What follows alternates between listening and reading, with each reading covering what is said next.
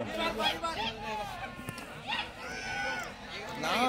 To be or not to be, that is the question. जगावं की मरावं हा एकच सवाल आहे. या दुनियेच्या उकिरड्यावर खरकट्या पत्रावळीचा तुकडा होऊन जगावं बेशरम आनंदाने की फेकून द्यावं या देहाचं लक्तर त्यात गुंडाळलेल्या जाणीवेच्या यातनेसह मृत्यूच्या काळ्याशा डोळामध्ये आणि करावा सर्वांचा शेवट माझा तुझा याचा आणि त्याचा सुद्धा.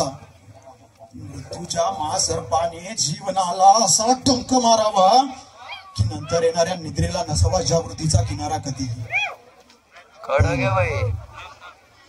त्या निद्रेलाही पुन्हा स्वप्न पडू लागले. इथंच मेघ आहे नव्या स्वप्नांच्या अनोळखी प्रदेशात प्रवेश करण्याचा होत नाही म्हणून आम्ही सहन करतो हे जुनं जागेपण. सहन करतो प्रेताच्या निर्जीवपणाने अभिमानावर होणारे बलात्कार आणि अस्तित्वाच्या गाभाऱ्यात असलेल्या सत्वाची विडंबना आणि अखेर करुणेचा कटोरा घेऊन उभे खालच्या मानेने आमच्याच मार्गांच्या तू इतका कठोर का झालास. एका बाजूला ज्यांना आम्ही जन्म दिला ते आम्हाला विसरतात आणि दुसऱ्या बाजूला ज्याने आम्हाला जन्म दिला तोही आम्हाला विसरलास. मग या विस्कटलेल्या हाडांचे सापळे घेऊन हे करुणा करा. आम्ही थेरड्यांनी कुणाच्या पायावर डोकं आदळायचं रे. कुणाच्या मी जे फोटो बी काढले माझ्याकडे मी बाहेर होतो तेव्हा तुझ्या अँकरिंग स्टार्ट झाली.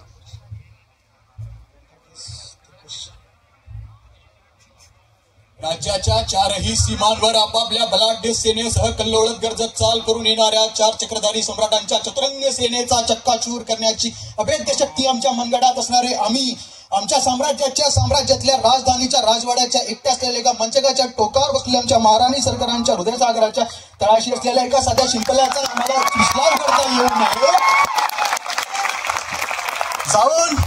जाऊन सांगा त्या शत्रू राजाला खबरदार आमच्या सारंगपूर राज्याकडे वाकड्या नजरेने बघाल तर. कारण मी आहे जनतेचा त्राता.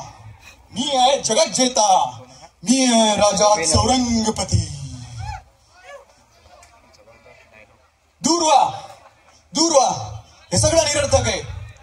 जो आपल्या जागी ठाम उभा आहे तो मी आहे जुलियट सीझर. मी आहे प्रतापराव आणि मी आहे ओथेल्लो सुधाकर आणि हॅमलेट. मी आहे गणपत रामचंद्र बेलवलकर नटसम्राट.